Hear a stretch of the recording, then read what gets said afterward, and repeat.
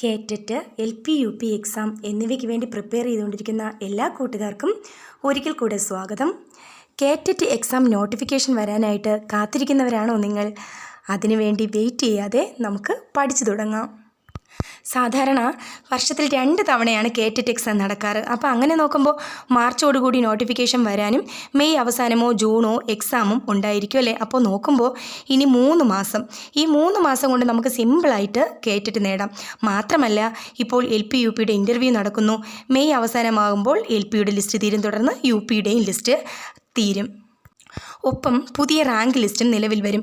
സാധാരണ ഒരു ലിസ്റ്റ് വന്ന് 1.5 വർഷം ആകുമ്പോഴത്തേക്കും, 3 വർഷത്തെ കാലാവധി ഉണ്ട് എങ്കിലും 1.5 വർഷം ആകുമ്പോഴത്തേക്കും എന്ത് ചെയ്യും, പുതിയ നോട്ടിഫിക്കേഷൻ വരികയും അടുത്ത എക്സാം, LP UPയുടെ എക്സാം, ഈ ലിസ്റ്റ് തീരുന്നതിന് മുന്നേ എക്സാമും അതിൻ്റെ ഇൻ്റർവ്യൂവും ഡീറ്റെയിൽഡ് കാര്യങ്ങളൊക്കെ നടക്കാറുണ്ട്. അങ്ങനെ നോക്കുമ്പോൾ 2026 അവസാനമൊക്കെ ആകുമ്പോൾ നമുക്ക് പ്രതീക്ഷിക്കാം അല്ലേ, LP UPയുടെ നോട്ടിഫിക്കേഷൻ വരാൻ ചാൻസ് ഉണ്ട്. 2027 എക്സാമും നടക്കും. കേറ്ററ്റിന് നമ്മൾ പഠിക്കുന്ന ആ സിലബസ് തന്നെയാണ്, അതേ ബേസിക് ആയിട്ടുള്ള കാര്യങ്ങൾ തന്നെയാണ് കുറേ കൂടെ ഡീറ്റെയിൽ ആയിട്ട് നമ്മൾ എന്ത് ചെയ്യുന്നത്, LP UPക്ക് പഠിക്കുന്നത്. അപ്പോൾ TTCയും BEdും ഒക്കെ കഴിഞ്ഞിട്ട് കുറച്ചധികം ഗ്യാപ്പുള്ളവരോ അതുപോലെ തന്നെ പഠിക്കാൻ നിശ്ചിത സമയമൊന്നും കിട്ടാതെ, അല്ലെ നമുക്കറിയാം സ്ത്രീകളുടെ അല്ലെങ്കിൽ പെൺകുട്ടികളുടെ കാര്യമൊക്കെ ആണെങ്കിൽ വീട്ടിലെ കാര്യങ്ങളും കുട്ടികളുടെ കാര്യങ്ങളും അങ്ങനെയൊക്കെ ഒത്തിരി കാര്യങ്ങളുണ്ട്. അപ്പോൾ അതിന് വേണ്ടിയിട്ട് സമയം പ്രത്യേകിച്ച് കണ്ടെത്താനോ അല്ലെങ്കിൽ നോട്ട് പ്രിപ്പയർ ചെയ്യാനോ ഒക്കെ സാധിക്കാത്തവരുണ്ട്. അപ്പോൾ അവർക്ക് ഏറ്റവും കൂടുതൽ യൂസ്ഫുൾ ആകുന്ന രീതിയിലായിരിക്കും ക്ലാസ്സുകൾ നമ്മൾ എന്ത് ചെയ്യുന്നത്, കണ്ടക്ട് ചെയ്യുന്നത്.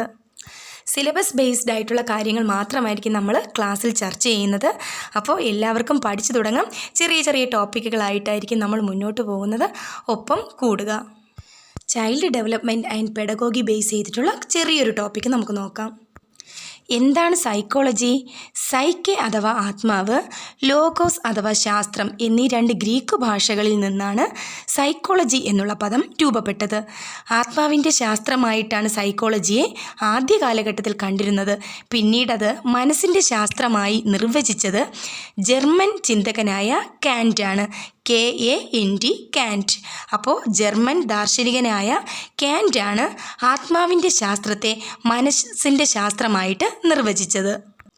തുടർന്ന് വില്യം ജെയിംസ്, വില്യം വൂൺസ് തുടങ്ങിയ സൈക്കോളജിസ്റ്റുകളാണ് സൈക്കോളജിയെ ബോധനശാസ്ത്രമായിട്ട് അംഗീകരിച്ചത്. നമ്മളിന്ന് പറയുന്ന പെഡഗോഗിയായിട്ട് തുടങ്ങിയവർ, വില്യം ജെയിംസ്, വില്യം വൂൺസ് തുടങ്ങിയവരാണ് സൈക്കോളജിയെ ബോധനശാസ്ത്രമായിട്ട് അംഗീകരിച്ചത്. വില്യം വൂൺസിനെ കുറിച്ച് കേട്ടിട്ടുണ്ടാവും അല്ലേ? ഘടനാവാദത്തിന് തുടക്കം കുറിച്ചത് വില്യം വൂൺസ് ആണ്. പിന്നെയോ ആദ്യ മനഃശാസ്ത്ര പരീക്ഷണശാല സ്ഥാപിച്ചത് വില്യം വൂൺസ് ആണ് അല്ലേ?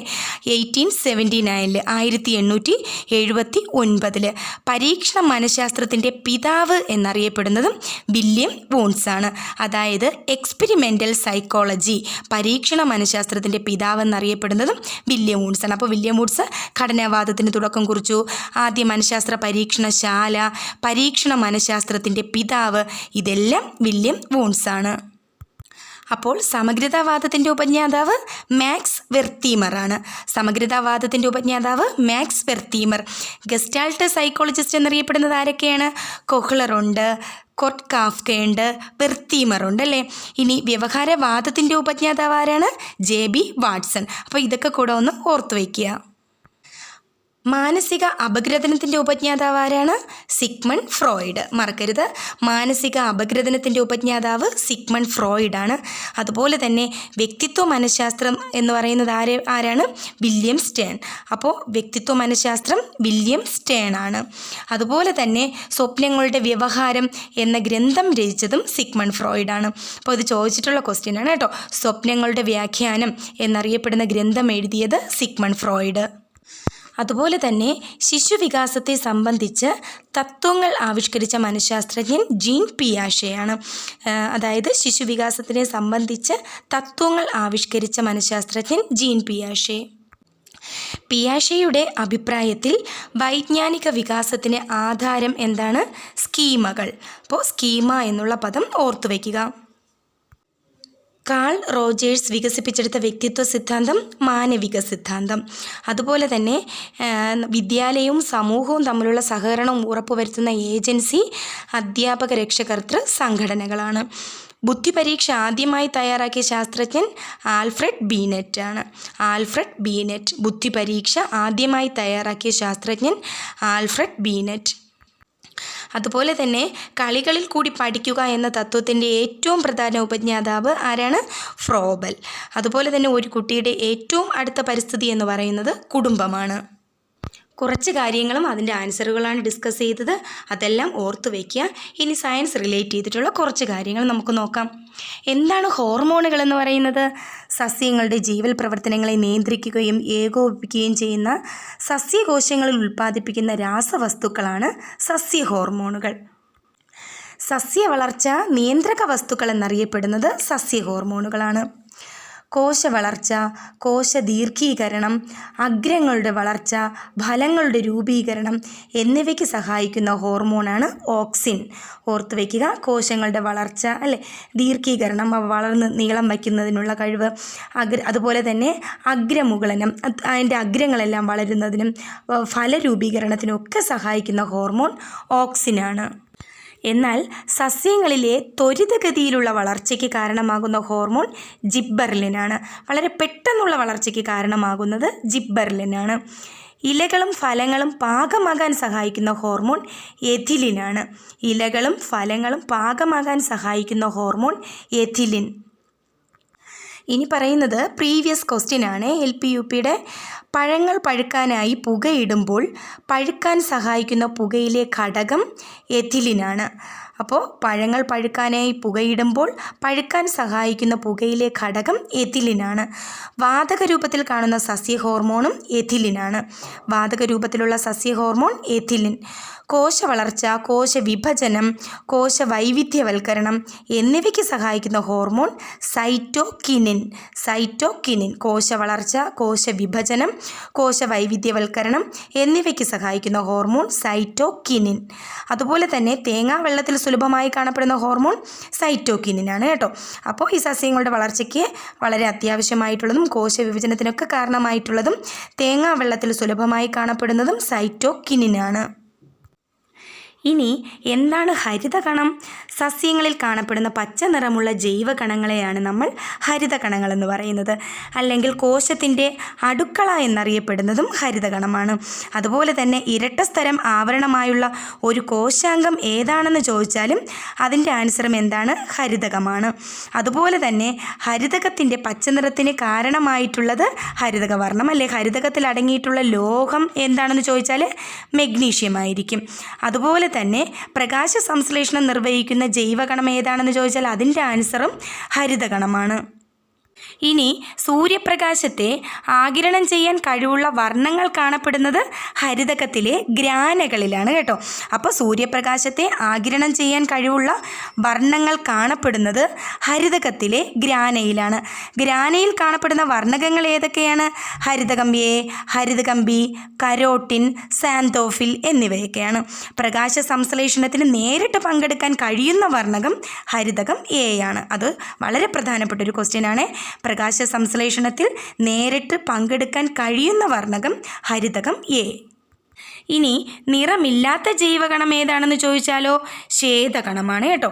നിറമില്ലാത്ത ജൈവകണം ശ്വേതകണം ആണ്.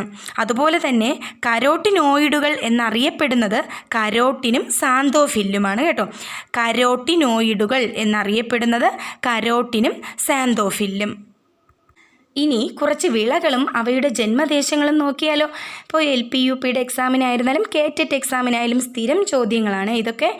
മാമ്പഴം, ഏലം, പരുത്തി, കുരുമുളക് ഇതെല്ലാം ഇന്ത്യയാണ് കേട്ടോ ജന്മദേശം. അപ്പോൾ വിളകളുടെ ജന്മദേശം നോക്കുമ്പോൾ മാമ്പഴം, ഏലം, പരുത്തി, കുരുമുളക് ഇതെല്ലാം ഇന്ത്യയാണ്. അതുപോലെ തന്നെ ഉരുളക്കിഴങ്ങ് പെറു, കൊക്കോ അമേരിക്ക, കശുമാവ് ബ്രസീലാണ് കേട്ടോ. കശുമാവ് മാത്രമല്ല മരച്ചീനി, റബ്ബർ, കൈതച്ചക്ക ഇതെല്ലാം ബ്രസീലാണ്. അതുപോലെ തന്നെ പപ്പായ, വാനില ഇത് മെക്സിക്കോ. പപ്പായ, വാനില മെക്സിക്കോ. ഗോതമ്പ് തുർക്കിയാണ് കേട്ടോ. മുന്തിരി റഷ്യ. അപ്പോൾ അത് ഓർത്ത് വയ്ക്കുക. അടുത്ത ടോപ്പിക്കിലോട്ട് പോവാം. ഭൂമിശാസ്ത്രം. ഭൂമിയുടെ ഉപരിതലത്തെക്കുറിച്ച് പഠിക്കുന്ന ശാസ്ത്രശാഖയാണ് ഭൂമിശാസ്ത്രം അല്ലേ. ഭൂമിശാസ്ത്രത്തെ ശാസ്ത്രീയ രീതിയിൽ ആദ്യമായി പഠിച്ചതാരാണ്? ഗ്രീക്കുകാരാണ്. അപ്പോൾ ഭൂമിശാസ്ത്രത്തെ ശാസ്ത്രീയ രീതിയിൽ ആദ്യമായി പഠിച്ചത് ഗ്രീക്കുകാരാണ്. ജിയോഗ്രഫി എന്ന പദം ആദ്യമായി ഉപയോഗിച്ച ഗ്രീക്ക് പണ്ഡിതനാരാണ്? ഇറാത്തോസ്തെനിസ് ആണ്. ഈജിപ്തുകാരനായ ഇറാത്തോസ്തെനിസ് ആണ് ജിയോഗ്രഫി എന്ന പദം ആദ്യമായി ഉപയോഗിച്ച പണ്ഡിതൻ. അതുപോലെ തന്നെ ഭൂമിയുടെ ചുറ്റളവ് ആദ്യമായി കണക്കാക്കിയതും ഇറാത്തോസ്തെനിസ് ആണ്. മറക്കണ്ട, ഭൂമിയുടെ ചുറ്റളവ് ആദ്യമായി കണക്കാക്കിയതും ഇറാത്തോസ്തെനിസ് ആണ്. എന്നാൽ ഭൗമകേന്ദ്ര സിദ്ധാന്തം കേട്ടിട്ടുണ്ടായിരിക്കും അല്ലേ. ജിയോ സെൻട്രിക് തിയറി എന്നറിയപ്പെടുന്നത് ഭൗമകേന്ദ്ര സിദ്ധാന്തം ആവിഷ്കരിച്ചത് ടോളമിയാണ്. എന്നാൽ ഭൗമകേന്ദ്രവാദം ആദ്യമായി മുന്നോട്ട് വച്ചത് പൈത്തഗോറസ് ആണ്. രണ്ടും കൂടെ മാറിപ്പോകേണ്ട. ഭൗമകേന്ദ്ര സിദ്ധാന്തം ടോളമി, ഭൗമകേന്ദ്രവാദം പൈത്തഗോറസ് ആണ്. അതുപോലെ തന്നെ സൂര്യനാണ് പ്രപഞ്ചത്തിൻ്റെ കേന്ദ്രം എന്നതാണ് സൗരകേന്ദ്ര സിദ്ധാന്തം കൊണ്ട് ഉദ്ദേശിക്കുന്നത് കേട്ടോ. സൂര്യനാണ് പ്രപഞ്ചത്തിൻ്റെ കേന്ദ്രം എന്നതാണ് സൗരകേന്ദ്ര സിദ്ധാന്തം കൊണ്ട് അർത്ഥമാക്കുന്നത്. അതുപോലെ തന്നെ ഭൂമിക്ക് ഗോളാകൃതിയാണെന്ന ആശയം ആദ്യമായി മുന്നോട്ട് വച്ച ഗ്രീക്ക് തത്വചിന്തകൻ തെയിൽസ് ആണ് കേട്ടോ. തെയിൽസ്. അതുപോലെ ഭൂമിക്ക് ഗോളാകൃതിയാണെന്ന ആശയത്തെ പിന്താങ്ങിയ ശാസ്ത്രജ്ഞൻ കോപ്പർനിക്കസ് ആണ്. ഭൂമിക്ക് ഗോളാകൃതിയാണെന്നും സാങ്കല്പിക അച്ചുതണ്ടിൽ അതിൽ സ്വയം കറങ്ങുന്നുവെന്നും പ്രസ്താവിച്ച ഭാരതീയ ജ്യോതിശാസ്ത്രജ്ഞൻ ആര്യഭടനാണ്. അത് ഓർത്തു വയ്ക്കുക. അതുപോലെ തന്നെ ലോകം ചുറ്റി കപ്പൽ യാത്ര നടത്തി ഭൂമി ഉരുണ്ടതാണെന്ന് തെളിയിച്ച നാവികൻ മഗല്ലനാണ്. എന്നാൽ ഭൂമിക്ക് കൃത്യമായ ഗോളത്തിൻ്റെ ആകൃതി അല്ല എന്ന് കണ്ടെത്തിയ ശാസ്ത്രജ്ഞൻ സർ ഐസക് ന്യൂട്ടനാണ് കേട്ടോ. ധ്രുവങ്ങൾ അല്പം പരന്നതും മധ്യഭാഗം ചെറുതായി വീർത്തതുമായ ഗോളം രൂപത്തിലുള്ള ഒരു ആകൃതിയാണ് അതിനെ ജിയോയിഡ് എന്നാണ് പറയുന്നത്. ജിയോയിഡ് എന്ന പദത്തിൻ്റെ അർത്ഥം ഭൂമിയുടെ ആകൃതി എന്നാണ്.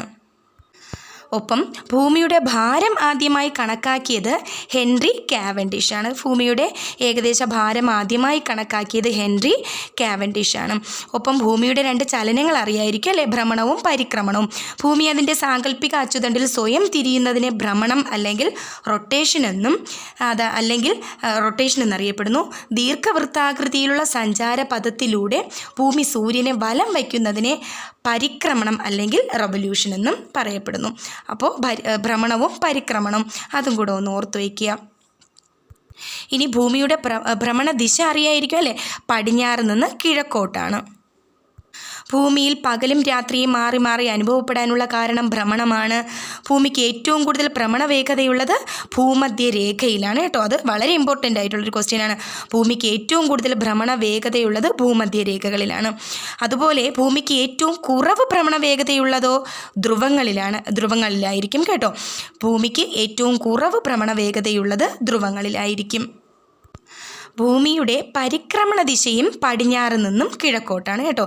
ഭ്രമണദിശ നമ്മൾ പറഞ്ഞു അല്ലേ, പടിഞ്ഞാറ് നിന്ന് കിഴക്കോട്ടാണെന്ന് പറഞ്ഞു. അതുപോലെ തന്നെ ഭൂമിയുടെ പരിക്രമണ ദിശയും പടിഞ്ഞാറ് നിന്നും കിഴക്കോട്ടാണ്. ഒരു ഭ്രമണം പൂർത്തിയാക്കാൻ ഭൂമിക്ക് വേണ്ട സമയം നമ്മൾ 24 മണിക്കൂർ എന്ന് പറയും അല്ലേ. എന്നാൽ അതിൻ്റെ കറക്റ്റ് എന്താണ്? 23 മണിക്കൂർ 56 മിനിറ്റ് 4 സെക്കൻഡ്. ഒരു ഭ്രമണം പൂർത്തിയാക്കാൻ 23 മണിക്കൂർ 56 മിനിറ്റ് 4 സെക്കൻഡ്.